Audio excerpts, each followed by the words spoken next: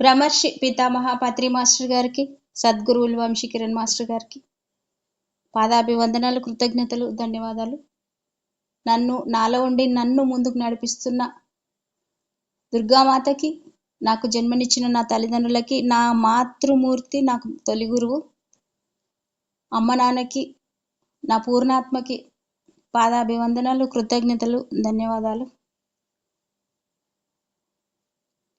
రామాయణం రచించిన వాల్మీకి మహర్షి గారికి, జనక మహారాజు గారికి, సీతామాతకి, గార్గి మాతకి అనంత కోటి ఆత్మ ప్రణామాలు, కృతజ్ఞతలు, ధన్యవాదాలు. రామాయణం నుంచే మనం ఈ గార్గి మాత గురించి తెలుసుకుంటున్నాం. తటి గొప్ప జ్ఞాని గురించి మనం తెలుసుకోబోతున్నాం. నాకు రామాయణం టీవీలో చూసినప్పుడు ఇక్కడ నేను కనెక్ట్ అయిపోయాను అమ్మకి, గార్గి మాతకి. ఇంతటి జ్ఞానవంతురాలు కదా, ఆ కాలంలో కూడా మనం ఉన్నామా అని అనిపించింది. వింటున్న మీ అందరికీ కూడా, వైష్ణవిదేవి గ్రూప్ సభ్యులైన మీ అందరికీ, నా ఆత్మబంధువులు మీ అందరికీ కూడా నా ఆత్మ ప్రణామాలు, కృతజ్ఞతలు. మీలోని దైవత్వానికి ప్రణామాలు, కృతజ్ఞతలు మాస్టర్స్. గార్గి మాత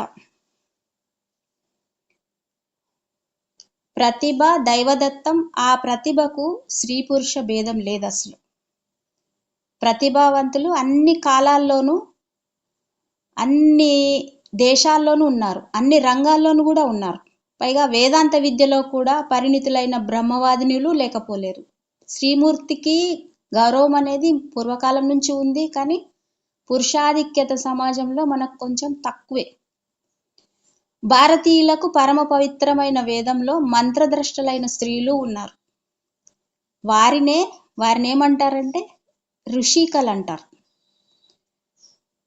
లోక రచయిత్రులైన మహిళలు ఉన్నారు. ప్రాచీన కాలంలోని రోమశ, ఘోష, విశ్వావర, ఆత్రేయ, లోపాముద్ర, వసుక్ర పత్ని, ఇంద్రాణి, ఆపాల, శ్రద్ధ, వైవస్వతి, యమి, పావలోమి, సూర్య, స్వస్తి, శిఖండిని, ఊర్వశి, శచి, వాక్ లాంటి ప్రతిభావంతులెందరో ఉన్నారు. వారితో సాటి రాదగ్గ సాధ్వి గార్గిమాత. ఆమెది అపురూపమైన అసాధారణమైన వ్యక్తిత్వం. గార్గి వాచక్ను మహర్షి గారాల బిడ్డ. తండ్రికేమో తన కుమార్తె వాగ్మిగా, విదూషిమణిగా, వివేకవతిగా, విశిష్ట వ్యక్తిగా రాణించాలనేది కోరిక, ఆయనకు ఆకాంక్ష. అందుచేత తన భావాలకి అభిరుచులకు తగ్గట్టుగా వాచక్ను గార్గిని పెంచాడు. తండ్రి తన ఇష్టంతో తనకి ఎలా తీర్చిదిద్దాలనుకున్నాడో కూతుర్ని అలా తీర్చిదిద్దుకున్నాడు ఆయన. తండ్రి ప్రోత్సాహము, ఆశ్రమ వాతావరణము గార్గిలో ఆత్మస్థైర్యాన్ని పెంచాయి. ఆశ్రమాగతులైన వారి సహచర్యం ఆమెలో ఆధ్యాత్మ విద్యానురక్తిని పెంచింది. ఆధ్యాత్మిక విద్యను గురించి ఆమెకు బాగా ఎక్కువ ఇంట్రెస్ట్ పెరిగిందనమాట చిన్నప్పటి నుంచే. మునుల దీవెనలు మోక్ష జిజ్ఞాసను కలిగించాయి. వాళ్ళ దీవెనలు ఉంటే ఇంక అయిపోయింది. మనకు ప్రోత్సాహం ఉంటే ముందుకెళ్ళిపోతాం కదా, ప్రోత్సాహం లేకపోతే కిందుకుంటాం. ఋషుల తపస్సులు రుజుత్వాన్ని ఆమెకు కలిగించాయి. బ్రహ్మచారిణులతో సంవాదం పరమనిష్టకు సోపానమైంది.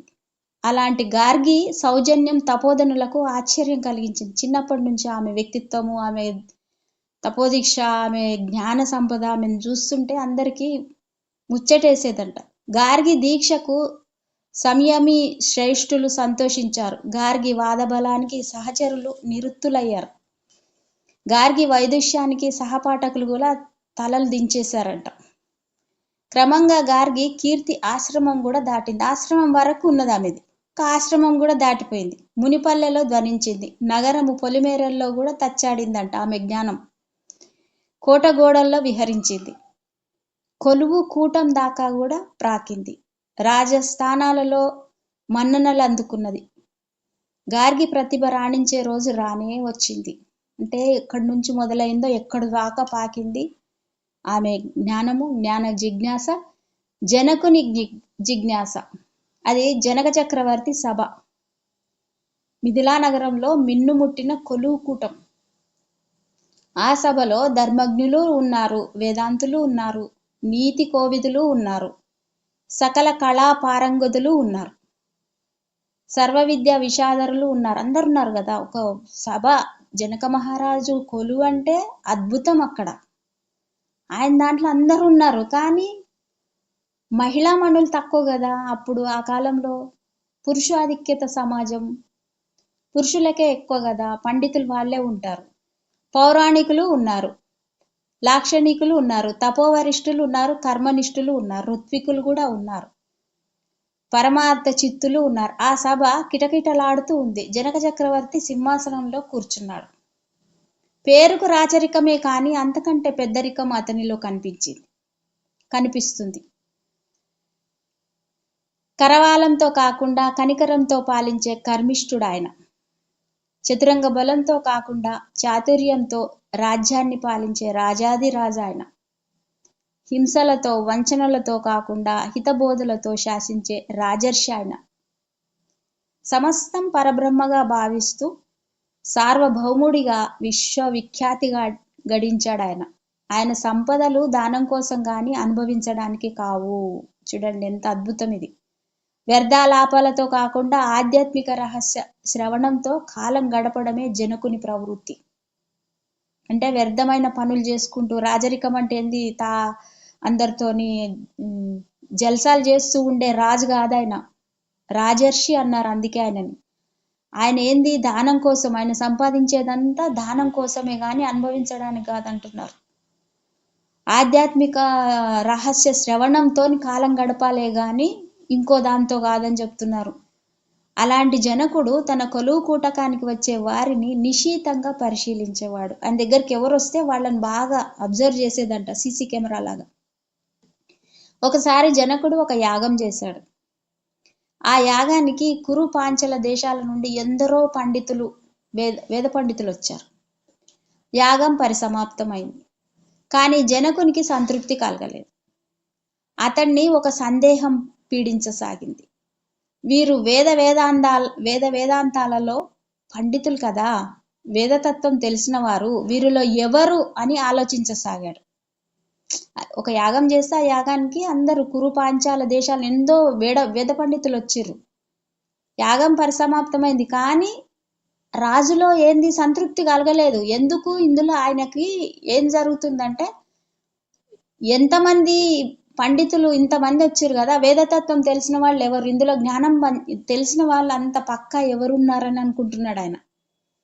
ఆలోచించసాగాడు. సభలోని పండితులలో బ్రహ్మవేత్త ఎవరో తెలుసుకోవాలనుకున్నాడు. ఆయనకు జిజ్ఞాస అది. అయినా ఈ పరీక్షకు తాను నేత కావడానికి ఇష్టం లేదు. నేనెలా పెడతాను పరీక్ష, కాదు కదా, తనకిష్టం లేదు. ఇది పండితుల మధ్యనే తేలవలసిన అంశం అనుకొని ఆస్థానం అత్యంత ప్రతిష్టాకరమైన స్థానం, అందుచేత ఆలోచించాడు. ఒక ఉపాయం పన్నిండంట. ఆధ్యాత్మిక చర్చకు ఆలమందల పారిశోధికం. అంటే ఈ చర్చకు నేను ఒకటి గిఫ్ట్ ఇస్తున్నానని చెప్పేసి ప్రకటించేసిండు. కొలువు కూటానికి దగ్గరలో ఒక విశాలమైన మైదానం. ఆ మైదానంలో 1000 ఆవులున్నాయి. ఆవులన్నీ కూడా కలకల్లాడుతున్నాయి. ఆవుల మీద స్వర్ణాభరణాలు ప్రకాశిస్తున్నాయి. అప్పుడు ఆవులకేంది, అప్పుడు కాలంలో ఏంటి, ఆవులను అలంకరించేది అంతా మళ్ళీ బంగారంతో పూర్తిగా. కొమ్ములకు ధనం సంచులున్నాయి. ఆవుల అంబారవంతో ప్రదేశం అంతా శ్రావణ యోగ్యంగా ఉంది. అంబా అంబా అంటుంటే ఎంత బాగుంటది అసలు, శ్రావణ యోగ్యంగా ఉందంట. చూడండి అద్భుతం. ఆవుల వన్య చిన్నెలతో ఆ ప్రదేశం సుందరోద్యానవనంలా ప్రకాశిస్తూ ఉందంట. వాటిని ఆవులు అనడం తగదు, తిరిగే మేరు పర్వతాలు అనాలి. అంతేకాదు సమృద్ధిగా పాలిచ్చే క్షీర సముద్రాలు అవి, ఆవులు కావక్కడ. సాధు స్వభావంతో మునీశ్వరుని తలపించే గోమాతలు. ఈ ఆలమందలు ఎందుకో అర్థం కాలేదు ఎవరికి కూడా. ఎవరికి తగ్గట్టు వారు తమలో తాము తర్కించుకుంటున్నారు, తెలియట్లేదు కదా ఎవరికి. పుణ్యవ్రతం పూర్తి చేసి దానాదుల కోసం సిద్ధం చేశారేమో అని అనుకుంటున్నారు పేద బ్రాహ్మణులు. విశిష్ట యాగం కోసం సకల సంబరాలతో గోసంపదను కూడా సమకూర్చారేమో అనుకున్నారు కొందరు. ఉత్తములైన వారిని ఎంపిక చేసి సత్కరిస్తారేమో అని అనుకున్నారు సామాన్యులు. అందరికి ఒక ఆశ ఉంటుంది కదా, ఏముంటది, ఏం జరుగుతుందని. అయితే సామాన్యుల ఆలోచనలే సత్యం. జనకుడు సభాసదుల్ని సూక్ష్మంగా పరిశీలించాడు. సభలో అశ్వులుడు, రుజువు, అహోబలుడు, శాకల్యుడు, విదగ్ధుడు ఉన్నారు. అందరికంటే మిన్నగా యజ్ఞవల్క్యుడు టీవీగా కనిపించాడు. అందరినీ తేరిపారా చూశాక జనక మహారాజు సభకు నమస్కరించాడు. మహాత్ములారా, ఇది కేవలం సభాంగణం మాత్రం కాదు, సద్విషయ చర్చాంగణం. ఇది అంటే మంచి విషయాన్ని మనం చర్చించుకునే ప్రదేశం అని చెప్తున్నాడు. సుమనస్సుల విహరాంగణం, మంచి మనస్సులతో మనం చేసుకునే ఒక విహరాంగణం. ఎంత అద్భుతంగా ఉంది చూడండి పదం. సత్యశీలుర ప్రాంగణం, సత్యశీలుల కోసం విచ్చేసిన ప్రాంగణం ఇదని. మీరందరూ ఉత్తములే, బ్రహ్మజ్ఞులే, కానీ మీలో బ్రహ్మవేత్తలు ఎవరో తేల్చే శక్తి నాకు లేదు. మీలో బ్రహ్మవేత్త అయిన వారికి కొలువు కూటం వెలుపల మైదానంలోని 1000 గోవులను అర్పిస్తాను అన్నాడు. సరస్సులో అల్లల్లాగా సభలో కలకలం మొదలైపోయింది. సరస్సులో ఒక రాయేస్తే ఎట్లా ఇట్లా గలగల గలగల ఇదవుతుందో అలా కలకలం మొదలైపోయిందంట సభలో. బుజ్జుడు తల వంచాడు. బుజ్జుడు సారీ అహోలుడు దిక్కులు చూశాడంట. అంటే వీళ్ళందరూ పండితులు, సభలో పండితులు వీళ్ళందరూ. శాకల్యుడు సభ అంతా పరిశీలించాడు. అయినా సాహసం చేయడానికి ఎవ్వరూ సంసిద్ధం కాలేదు. ఎవరికి కాలేదు అక్కడ. యజ్ఞవల్కుడు జనకుని ప్రకటన విన్నాడు. సభాంగణం అంతా చూశాడంట. సహచరుల మనోభిప్రాయాలను అర్థం చేసుకున్నాడు. శిష్యుల ముఖ కమలాలపై విరిసిన చిరునవ్వుల్ని పసిగట్టాడు. పండితుల దిగాలను పరిశీలించాడు. అతనిలోని బ్రహ్మతేజం అడుగు వేయమంటూ ఉంది. అతనిలోని బ్రహ్మతేజము అడుగెయ్యి నువ్వు అని చెప్తుందంట. పాండిత్యం ముందుకు దోస్తుంది. వినయం తొందరపడొద్దని మందలిస్తుంది. అందుకే ఆగిపోయాడంట. కాలం గడుస్తుంది. జనకుడు మరొకసారి అందరినీ చూశాడు. యజ్ఞవల్కునిపై దృష్టి ఆనింది. అశ్వలునిపై కూడా చూపు సారిందంట జనక మహారాజుకు. ఇక ఆలోచించడం తగదనుకున్నాడు యజ్ఞవల్కుడు. తన ప్రియ శిష్యుడైన సామశ్రవుని వైపు చూశాడు. సామశ్రవుడు సామాన్యుడు కాడు. వేదంలోని సామ భాగాన్ని సలక్షణంగా అధ్యయనం చేసినవాడు. అతని ముఖం చంద్రునిలా ప్రకాశిస్తూ ఉంది. వెంటనే యజ్ఞవల్కుడు లేచి, మహారాజా, సభలో నేనొక్కడే బ్రహ్మవేత్తని. చూడండి అలా ఎలా చెప్తున్నాడు. నేనొక్కడే బ్రహ్మవేత్తని, ఆధ్యాత్మిక విశ్వ విషాదరుణ్ణి నేనే. అందుచేత ఈ 1000 గోవుల్ని నా ఆశ్రమానికి నా శిష్యుడు తరలించడానికి అనుమతి ఇవ్వండి. ముందు చెప్పకుండానే ఆవులను తీసుకెళ్ళిపోతాను అంటున్నాడు. ఆయన శిష్యుని పంపిస్తాడంట, తీసుకెళ్ళిపోతాడు అని గంభీరంగా పలికాడు. సభ నిశ్శబ్దంగా ఉంది. జనకుడు కాసేపు మౌనం వహించాడు. మౌనం అర్ధాంగీకారం అంటూ సామశ్రవుడు గోవుల్ని తరలించడానికి సన్నాహాలు చేస్తుంటే అశ్వలుడు అడ్డుపడ్డాడు. అశ్వలుని ఆర్భాటం, యజ్ఞవల్క ఆగు, ఉత్తముడవని నీవే ప్రకటించుకోవడం న్యాయం కాదు. అంటే మనలో నాది నాకే ఉన్నదని నేనెట్లా ప్రకటించుకుంటాను? ఇప్పుడు నేను చెప్తున్నాను, నేను ఇదేదో చదువుతున్నాను, నేను చెప్తున్నాను, ఇందులో నాదే ఉంది గొప్పతనం అని నేను అనుకోవడం కాదు కదా. నేనేం చెప్పాను అనేది మీకు తెలుస్తుంది కదా. అందుకే అంటున్నారు, నీకు నువ్వు ప్రకటించుకోవద్దు కదా, నేనే గొప్ప పండితున్నని, నీకు ఇంకొకరు ఎవరో పోటీ ఉండాలి కదా, ఆగుమని అంటున్నాడు. అశ్వలుని ఆర్భాటం, యజ్ఞవల్క ఆగు, ఉత్తముడవని నీవే ప్రకటించుకోవడం న్యాయం కాదు. ఇది సభాంగణం, అందరున్నారు ఇక్కడ. నేను జనక మహారాజు ఋత్విక్కుని, నేను యాగాదులెన్నో జరిపించిన వాడిని. యాగాదులు, ఋత్వికుడు అంటే యాగాలు జరిపించేటోడు. క్రతు విద్యా విషాదారుణ్ణి నేను. నీవు విద్వాంసుడవైతే నా ప్రశ్నలకు సమాధానం చెప్పు అంటున్నాడు. ఎవరు? అశ్వలుడు అని గద్దించాడు. యజ్ఞవల్కుడు అశ్వలుని చూశాడు. అశ్వలుడు పురోహితుడే గాని పరమార్థ జ్ఞానం లేని వాడని పసిగట్టాడు. పురోహితుడు అనుకుంటున్నాడు, అంటే అన్ని పూజలు అవన్నీ చేపిస్తాడు కదా రాజుకి, ఈయనకేముంటది జ్ఞానము అనుకుంటున్నాడు. ఎవరు? యజ్ఞవల్కుడు. అందుచేత చేతులు జోడించి, అశ్వల, నేను సంసిద్ధుణ్ణి, నీ ప్రశ్నలకు సమాధానం చెప్తా అన్నాడు. ఏది ఈయనకేమొస్తుంది, నేను చెప్తానులే అనుకున్నాడు.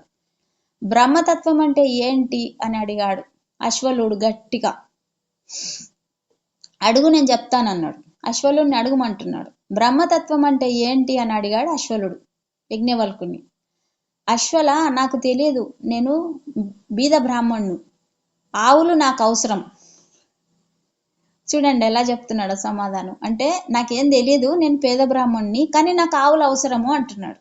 పేదవాడు కదా, నాకు అవసరానికి ఇది అవసరం పడుతుంది కదా అంటున్నాడు.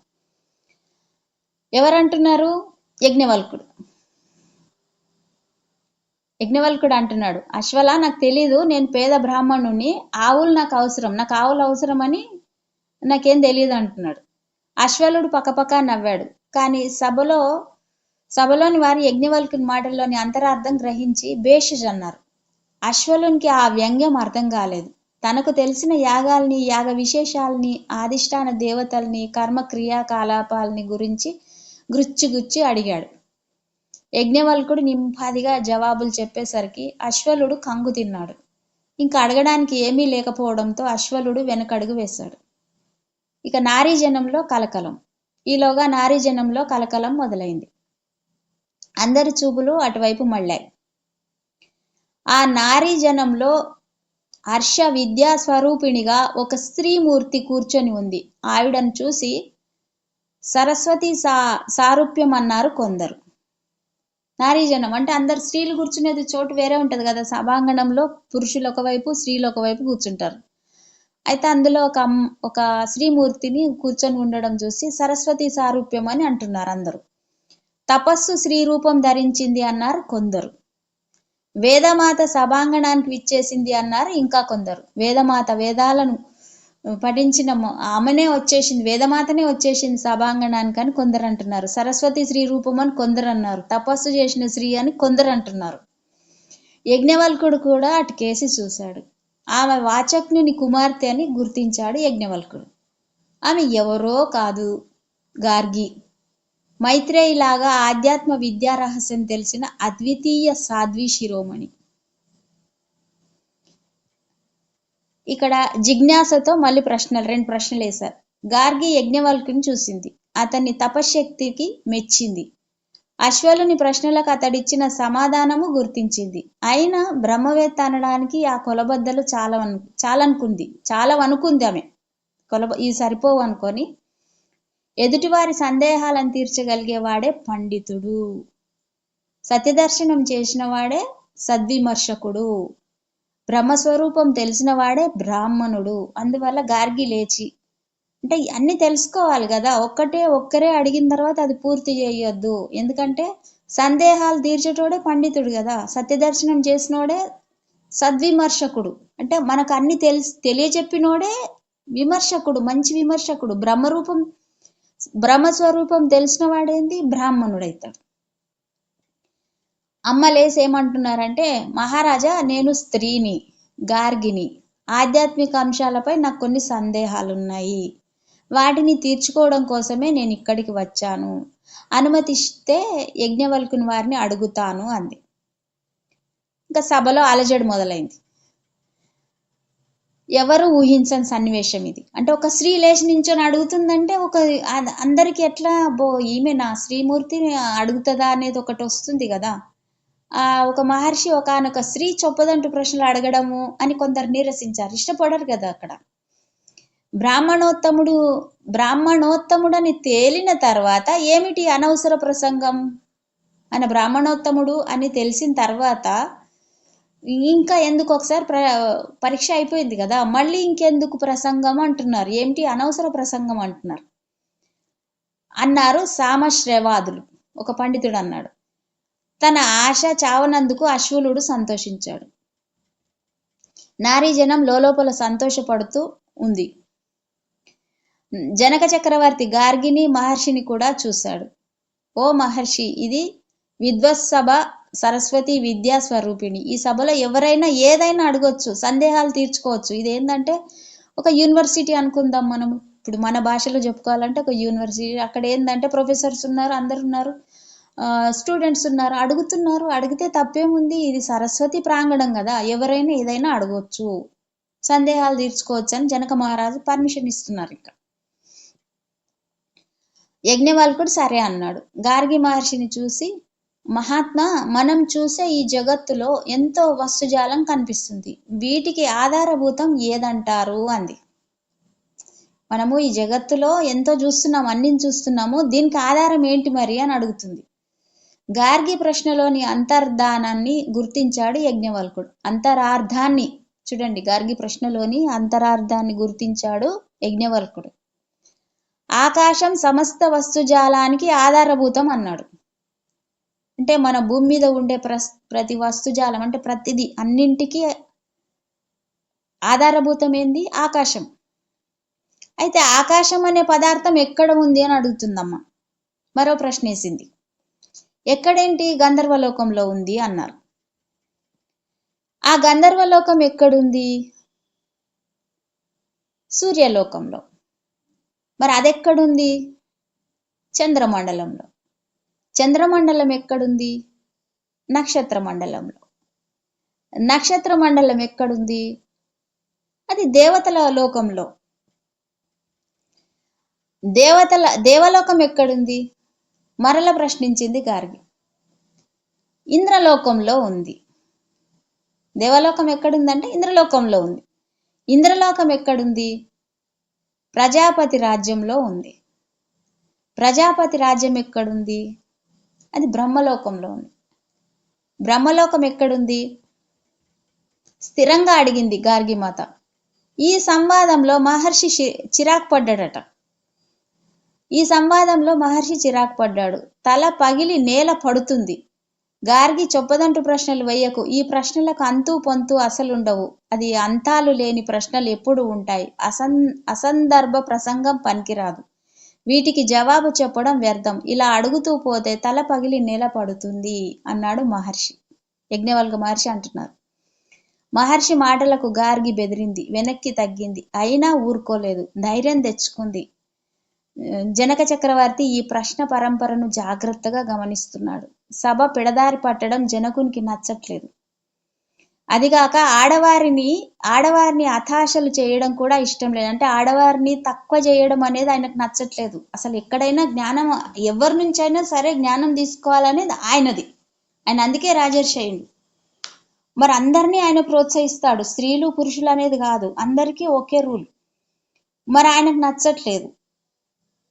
అందుచేత గార్గిని చూసి, గార్గి ప్రస్తుతాంశం బ్రహ్మవేత్త ఎవరనే నిష్కర్ష మాత్రమే, అందుచేత ఇంకా 1-2 ప్రశ్నలు అడగడానికి మాత్రం సమ్మతిస్తున్నాను అన్నారు. ఓకే, గార్గి తల ఊపింది. మహారాజా ఆదేశించినట్లు నేను 2 ప్రశ్నలు అడుగుతాను. ప్రశ్నల్ని బాణాలతో పోల్చడం సహజం. కారణం ఇది వాగ్వివాద సభ. అంటే బాణాలతో పోల్చి, బాణంలాగా దూసుకొస్తుంది ప్రశ్న, దానికి మనం సమాధానం చెప్పాలి. వాదబలమే అస్త్రబలం. అస్త్రం ఎలా ప్రయోగిస్తామో అంత సూటిగా వెళ్ళిపోతుంది అనమాట. దానికి మనం సమాధానం ఇవ్వాలి. ఎదురు అస్త్రం ప్రయోగించాలి. కాశీపట్టణంలో లేదా విదేహ ప్రాంతంలో బాణాలను ప్రయోగించే వారిని మీరు చూసి ఉంటారు. వారు సకల కళా విశారదులు. వారి గురి తప్పదు. అందుచేత 2 ప్రశ్నలు అడుగుతాను అంది. సరే అన్నారు యజ్ఞవల్కుడు. ఆకాశానికి పైన ఉన్నది, భూమి కింద ఉన్నది, భూమ్యాకాశాలకు మధ్యన ఉన్నది ఏంటో వివరించండి. ఆకాశానికి పైన ఉన్నదేంటి? భూమి కింద ఉన్నదేంటి? భూమి ఆకాశాలకు మధ్యన ఉన్నది ఏంటో వివరించండి అంది అని ప్రశ్నించింది. పండిత పుంగవులంతా ఊపిరి బిగబెట్టారు. ఇందాక గార్గి అడిగిన ప్రశ్నలలోని పీఠికా భాగం ఇప్పటికి అర్థమైంది. సభలో జిజ్ఞాస పెరిగింది. అదే అక్షర బ్రహ్మ.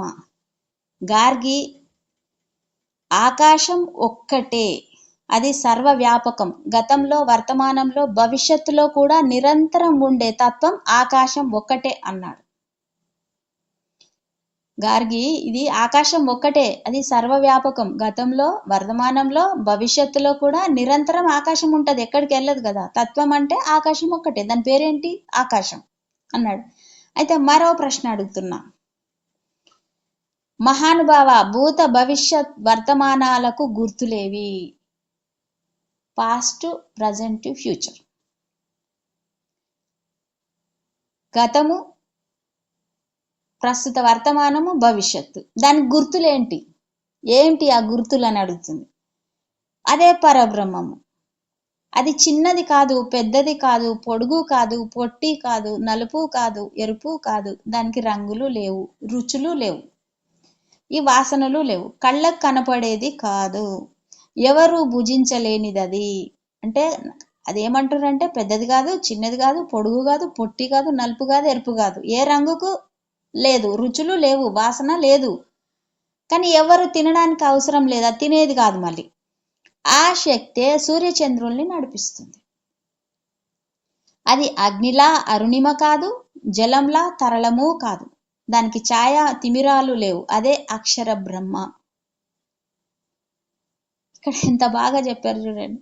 అంటే అది అగ్నిలా ఎరుపు రంగులో ఉండదు, జలంలా కలిసిపోయి లిక్విడ్ లాగా ఉండదు కదా, దానికి ఛాయా తిమిరాలు అంటే ఏది లేదు, నీడ కూడా లేదు దీనికి. అదే అక్షర బ్రహ్మ. అక్షయము అనంతము.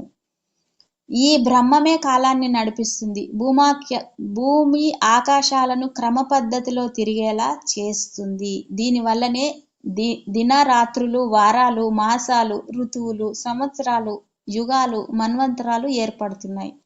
ఈ అగోచర శక్తి వల్లనే కొన్ని నదులు తూర్పు పడమరలు, మరికొన్ని పడమర తూర్పులుగా పయనిస్తున్నాయి, చివరికి సాగర గర్భంలో కలుస్తున్నాయి. ఈ అక్షర బ్రహ్మ కనపడదు, కానీ అన్నింటినీ చూస్తుంది. సూర్యచంద్రులు మనల్ని చూస్తున్నారు, ఆకాశం మనల్ని చూస్తుంది, అన్నీ మనల్ని చూస్తున్నాయి, కానీ మనకు కనపడదు, వినపడదు. కానీ అన్నింటినీ వింటుంది, తానెవరికి తెలియదు.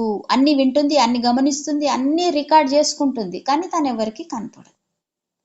కానీ తనకు అన్ని తెలుసు. అది అక్షయము. అంటే ఎల్లప్పుడూ ఉండేది కదా, నాశనం అయ్యేది కాదు, ఎప్పుడు ఉండేది. అనంతం, చిరంజీవి, మహాశక్తి సంపన్నం అని యజ్ఞవల్కుడు సృష్టి రహస్యం చెప్పాడు. ఈ సమాధానంతో గార్గి సంతృప్తి పడింది, తన సందేహాలు తీరినట్లు స్పష్టం చేసింది. యజ్ఞవల్కుడు బ్రహ్మ విధులలో ఉత్తముడని, బ్రహ్మను తెలుసుకున్నవాడని ఆమె నమ్మింది. సభ మహర్షికి జేజేలు పలికింది. జనక మహారాజు సంతోషించాడు, ఆధ్యాత్మిక రహస్యాలు తెలిసినందుకు ఆనందించాడు. ఆయనకు సంతోషమైంది కదా. గార్హస్థ్యం అంటే గార్గి ఎలా ఉంది అనేది చెప్తున్నారు. గార్గి పేరు ఇప్పుడు ఈ సభలో ఈమె అడిగినందువల్ల, అంటే మొట్టమొదట ఒక స్త్రీమూర్తి తన జ్ఞానాన్నంతా బయటికి తెచ్చింది కదా. ఇక్కడ ఎవరి గొప్పతనము? జనక మహారాజు గొప్పతనం. ఎందుకో ఒక స్త్రీమూర్తిని బయటకు తీసుకొచ్చిండు, ఆయన పర్మిషన్ ఇస్తేనే కదా ఆమె బయటకు వచ్చింది. చూడండి, ఆ కాలంలో త్రేతాయుగంలో జనక మహారాజు సభలో ఒక స్త్రీమూర్తి, ఒక పండితురాలుగా ఆమె జ్ఞానాన్ని దశ దిశలా ఎంతటి వరకు వెళ్ళిపోయింది చూడండి. యజ్ఞవల్క మహర్షితోని ఆమె సంవాదం. అంటే ఇక్కడ తాను గెలవాలని కాదు, బయటికి వెళ్ళాలి. ఆ రాజుకి ఏం తెలుసుకోవాలని ఉన్నదో అది బయటికి రావాలి, అది బయటికి తెచ్చింది ఆమె. గార్గి పేరు దశ దిశలు వ్యాపించింది. ఆమె మేధస్సుకు పండితులు మెచ్చుకున్నారు. కానీ గార్గి విదుషీమణి అయ్యింది. వాద బలానికి బ్రహ్మచారిణిలా జీవించాలనుకుంది. ఆమె పెళ్లి చేసుకోవద్దనుకుంది. కుమార్తె నిర్ణయం తండ్రికి నచ్చలేదు. తన కుమార్తె విద్యావతి కావాలని కోరుకున్నాడే గాని అవివాహతగా కాలం గడపడం అతన్ని బాధ పెట్టింది. ఎన్నోసార్లు నచ్చజెప్పాడు, కానీ ఫలితం శూన్యం. గార్గికి బాల్యం ఎప్పుడో గడిచింది, యవ్వనం జారిపోతూ ఉంది, వృద్ధాప్యం స్వాగతం పలుకుతూ ఉంది. కానీ ఇవేమీ పట్టించుకోకుండా గార్గి సన్యాస దీక్షతో, ధ్యానంతో కాలం గడుపుతూ ఉంది. ఆమె సన్యాసంలో, ధ్యానంతో, జ్ఞానంతో కాలం గడుపుతుంది. ఆమెకి ఇష్టం లేదు పెళ్లి చేసుకోవడం. ఒకనాడు నారదుడు వచ్చాడు. గార్గి నారదునికి అతిథి సత్కారాలు చేసింది. నారదుడు సంతోషించాడు. అమ్మ, జీవితము క్షణభంగురం, వయోదారుఢ్యం నిలిచేది కాదు, సుఖభోగాలు జీవికి అవసరం, ఈ నియతి అందరికీ సమానం, అందుచేత పెళ్ళాడవమ్మా అన్నాడు. ఇది జీవితము కొద్ది రోజులే, చిన్నదే. జీవితం అంటే చాలా చిన్నది కదా. ఈ వయసు మీద పడుతూనే ఉంటుంది. సుఖభోగాలు అవసరం ఈ జీవికి, ఈ అందరికి సమానం కదా, ఇది నువ్వు పెళ్లి చేసుకో అని చెప్తున్నాడు నారద మహర్షి. గార్గి నారదునికి నమస్కరించింది. మహర్షి, పురుషులకు స్త్రీలకు భిన్న భిన్న ఆచారాలు లేవు. సాంసారిక జీవితం గడపకుండా సన్యాసులైన వారెందరో ఉన్నారు. అలాగే నేను సన్యాసినయ్యాను. ధ్యానంతో ముక్తి పొందాలని నా ప్రగాఢ వాంఛ. ధ్యానంతోనే నేను ముక్తి పొందాలని అనుకుంటున్నాను. నాకు ఇష్టం లేదు ఇది. స్త్రీ పురుషులకు భిన్న భిన్న ఆచారాలు ఎందుకు? ఎవరికైనా ఏది కావాలనుకుంటే దాన్ని చేసుకోవచ్చు కదా. నేను ఇలా ఉండాలనుకుంటున్నాను. నేను ధ్యానంతోనే నా జీవితం ముక్తి పొందాలని అనుకుంటున్నాను. నా ఇష్టం ఇది అంటుందమ్మ. అందుకు నారదుడు ఏమన్నాడంటే, అమ్మ, నీ ఆలోచన చాలా బాగుంది, కానీ వాదనలకు నిలవదు. నేను పెళ్లి చేసుకుంటా ఉంటాను, నేను సన్యాసిగా ఉంటా అంటే వాదనలో ఇది పని చేయదు కదమ్మా అంటున్నాడు. పురుషులకు ఇది సాధ్యం, కానీ స్త్రీలకు సాధ్యం కాదు. ఇక్కడ చూడండి, మళ్ళీ ఇదొకటి. పురుషులకైతే సాధ్యమవుతుంది కానీ స్త్రీలకు సాధ్యం కాదు.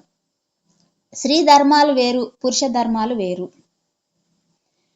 యజ్ఞవల్కుడు స్త్రీలకు ఎన్నో నియమాలు చెప్పాడు. యుక్త వయసు వచ్చాక ఆడపిల్ల తన భర్తను తానే నిర్ణయించుకోవచ్చు అన్నాడు. మగబిడ్డలు లేకుండా ఎవరైనా చనిపోతే అతనికి నిజమైన వారసులు అతడి భార్య, అతని కూతుళ్ళు మాత్రమే అని అనుశాసించాడు. ఎవరో యజ్ఞవల్కుడు స్త్రీలకు నియమాలు చెప్పిండంట. యుక్త వయసు వచ్చాక ఆడపిల్ల తన భర్తను తానే నిర్ణయించుకోవచ్చు. ఎందుకంటే ఈ జనక మహారాజు కొలువుల్నే ఇది చూడండి, స్త్రీలకు ఎంత అద్భుతమైన వాళ్ళు ఇచ్చారు అంటే స్వాతంత్రం అక్కడ ఇచ్చిర్రు చూడండి. తన భర్తను తానే నిర్ణయించుకోవచ్చు. మగబిడ్డలు లేకుండా ఎవరైనా చనిపోతే అతనికి నిజమైన వారసులు అతని భార్య, అతని కూతుళ్ళకు కూడా వారసత్వం అక్కడి నుంచే మొదలైంది. ఇప్పుడు మనకు సుప్రీంకోర్టులో కూడా వారసులుగా అమ్మాయిలకు కూడా ఉంది అనేది చెప్తున్నారు కదా, అక్కడి నుంచి మొదలైంది. కూతుళ్ళు మాత్రమే అని అనుశాసించాడు యజ్ఞవల్కుడు. బ్రాహ్మణోత్తముడు కదా, జనక మహర్షి సత్కారాలు అందుకున్న మహనీయుడు కదా, అందుచేత వివాహం ఆడవమ్మా అన్నాడు నారద మహర్షి.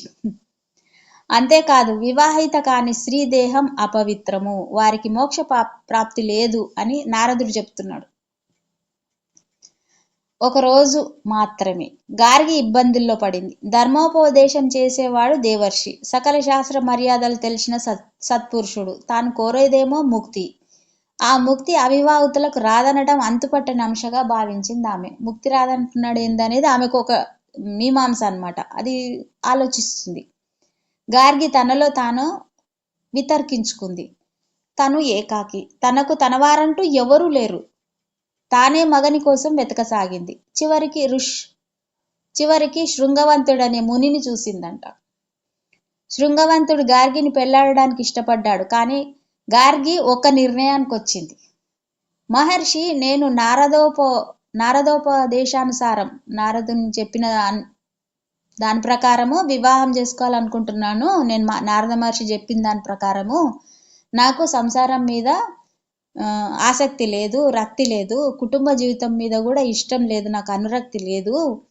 మన వైవాహిక జీవితం ఒక్కరోజు మాత్రమే, అంటే పెళ్లి చేసుకుంటే ఒకటే రోజు, అందుకే సమ్మతిస్తే నిన్ను పెళ్లాడతాను అన్నది. శృంగవంతుడు అనే మునిని అడిగిందంట. నారద మహర్షి చెప్పగానే ఇలా ఆలోచించుకుందామే. శృంగవంతుడు ఆలోచించాడు.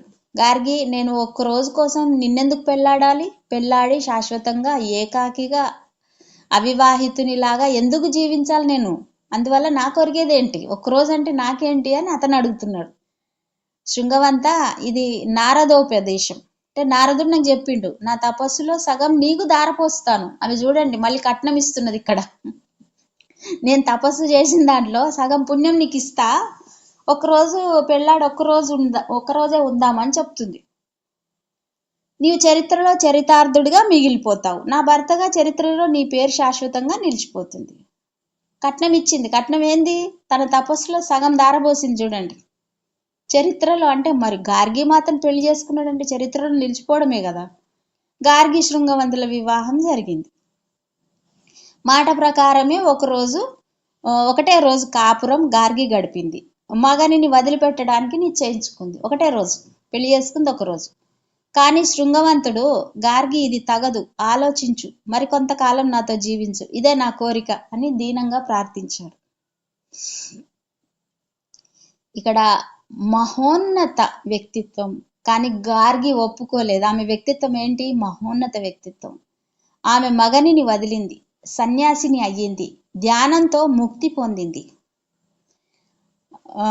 బృహదారణ్యక ఉపనిషత్తులో శాశ్వత స్థానం సంపాదించుకున్న బ్రహ్మవాదినులలో గార్గి ఒకటి.